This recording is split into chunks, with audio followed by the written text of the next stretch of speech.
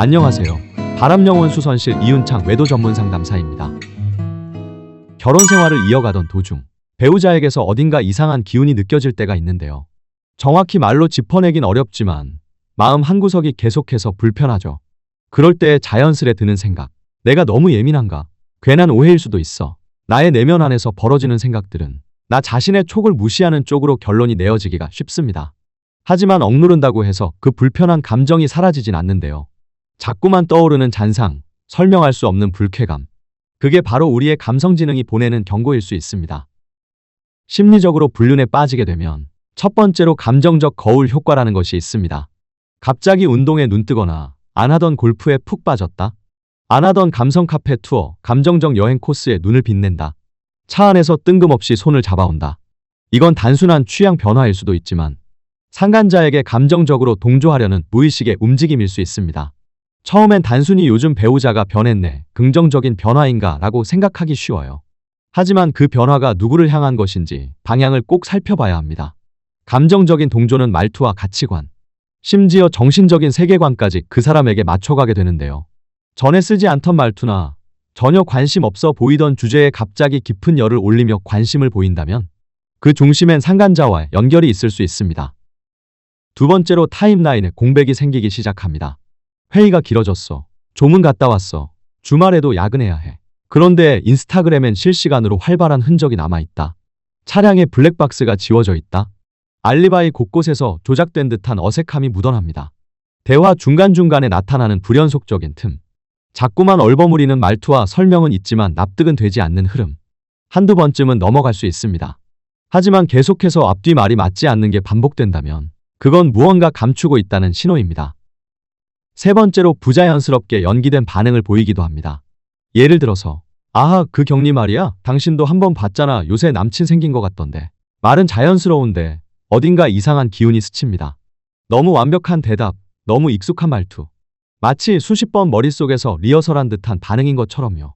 특정 인물 이야기에 대답 전 1초의 침묵을 가지고 살짝 떨리는 어조로 얼른 화제를 돌리려는 모습. 그리고 또 하나. 묻지도 않았는데 먼저 지나치게 자세한 설명을 늘어놓습니다. 그 사람 옷 입는 게 조금 촌스러워. 아줌마 스타일이야. 같이 점심했는데 나랑 말도 잘 통하지 않는 것 같아. 이미 머릿속에서 수십 번 리허설된 반응일 수 있습니다.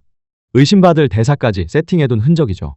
특히 눈을 피하거나 손을 만지작거리거나 어색한 웃음을 짓는다면 그건 감정적 거리두기에 실패했다는 표시입니다. 숨길 게 없는 사람은 그렇게까지 담담한 척하지 않습니다. 멀쩡해 보이려는 연기 자체가 오히려 불륜의 강한 신호일 수 있어요. 네 번째로 바디랭귀지의 변화가 시작됩니다. 같이 있을 때에도 갑자기 휴대폰을 들고 조용히 다른 방으로 사라진다. 화장실 갈 때도 핸드폰은 절대 놓지 않는다. 카톡 알림이 오자마자 얼른 화면을 꺼버린다. 휴대폰을 뒤집어 놓고 평소와 다르게 몸에 바짝 붙여 놓는다. 이건 단순한 사생활 보호가 아니라 상간자의 교류를 숨기고 싶은 본능적인 반응일 수 있습니다. 그리고 그런 메시지를 볼 때 숨길 수 없는 게 있어요. 순간 스쳐가는 미소, 눈빛에 머무는 이상한 몰입, 집중할 때 모여지는 입술. 그 찰나의 표정이 배우자의 감정이 어디에 있는지 알려줍니다.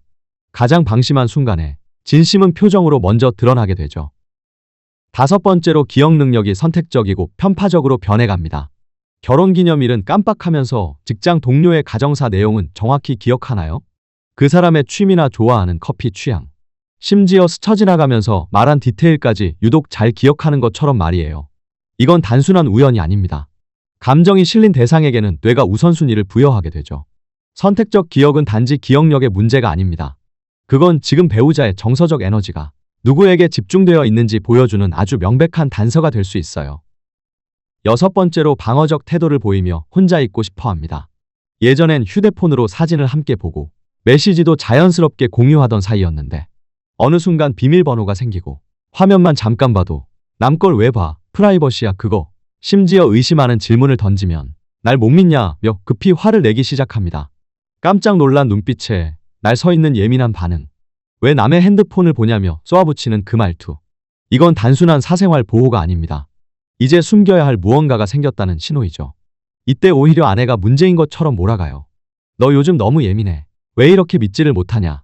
또 의심이야? 넌 늘 그래왔어. 이건 아내의 직관을 꺾고 정당한 생각을 무력화하려는 방어 전략입니다. 이쯤 되면 의심을 멈춰야 할 때가 아니라 아내의 본능을 믿고 진실을 확인해야 할 때입니다. 7번째로 옆에 있지만 감정이 빠진 껍데기랑 같이 있는 느낌을 줍니다. 같은 공간에 있지만 눈은 스마트폰에, 마음은 엉뚱한 먼 곳에.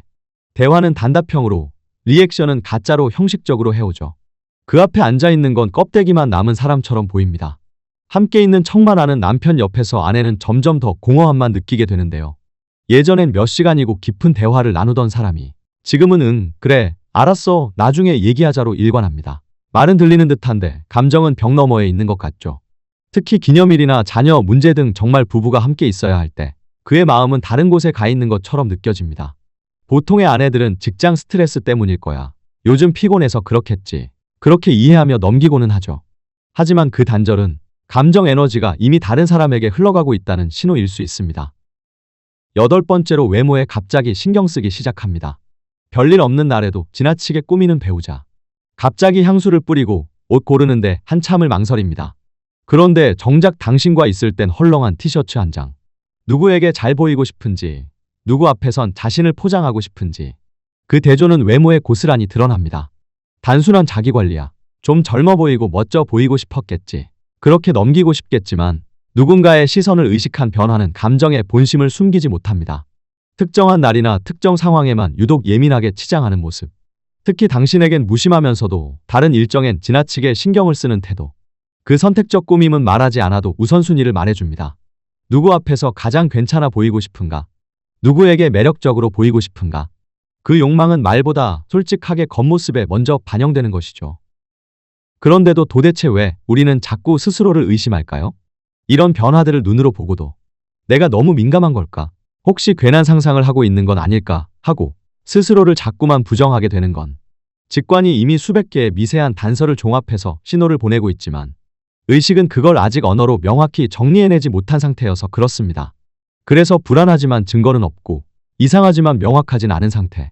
그게 바로 지금 여러분이 느끼고 있는 감정일 수 있죠. 우리가 살펴본 이러한 징후들은 단발적인 사건이 아닙니다. 각각은 작고 애매할 수 있어도 그 모든 변화가 쌓이면 분명한 패턴이 되는데요. 그리고 그 신호들은 절대 무시하셔서는 안 됩니다. 이러한 경고를 받아들여 판도라의 상자를 연다고 해서 부부 관계가 반드시 끝난다는 뜻은 아닙니다.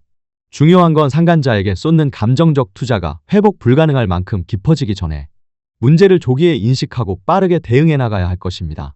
만약 배우자 외도 문제로 고민이 있으시다면 네이버 바람영혼 수선실 배우자 외도 상담 카페로 들어오셔서 대처 방법과 여러 정보를 얻어가시기 바라겠습니다. 이상으로 시청해 주셔서 감사드립니다.